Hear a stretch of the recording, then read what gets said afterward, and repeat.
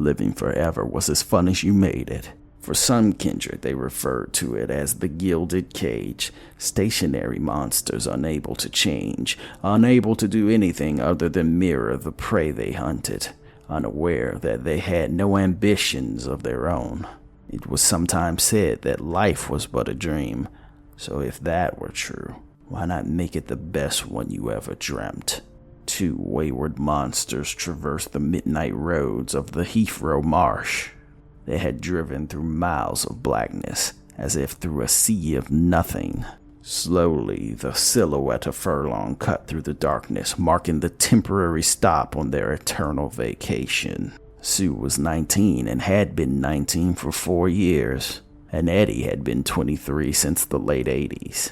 He was tall, raven black hair hung over his shoulders, and round circular sunglasses adorned his face, even though they were in the throes of the darkest night. His long, dark painted black fingernails gripped the steering wheel. Sue lazily leaned into Eddie, even though she wasn't tired and could never be at this time of night. Her black hair was mop-like and covered her face so thoroughly, only remnants of a single eye shone through. Sue craned her neck up once she saw the lights of the city, like a hungry animal that had gotten their first whiff of food. She shook her head like a mangy dog might to get the hair out of her eye. "Is this Furlong, Eddie?" asked Sue lazily. Eddie nodded noncommittally, but with a definitive sense of affirmation. "Have you ever been here, lover?" Sue inquired, still glued to her lover's chest. "Once," he said rather cryptically. "Well?" "It's a city, same as any other." Sue leaned up and locked eyes with Eddie. "Is that all?" she said, as if starved for conversation after such a long ride. "What do you want me to say?" "Anything, Eddie." "Anything, Eddie," he spoke back with a smile. She smiled back, and they shared in a kiss that's passion was fueled by a sense of looming dread. Dread as if love, this fiery, was destined to end, like the last days of summer.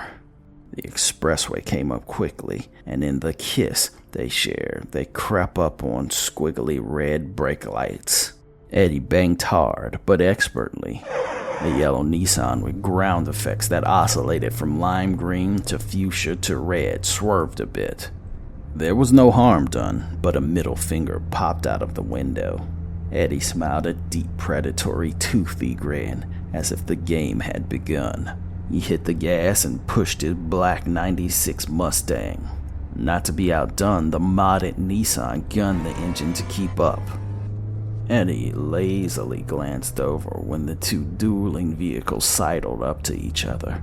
The driver was young, so he'd leave a beautiful corpse. They were fast approaching US 909's end, and a sharp, deep turn would put them on Northeast Bend on the fairway. The lights of Lake Walk built over Fern Lake was bright, and a Pelago music hall was festively lit and welcoming to travelers.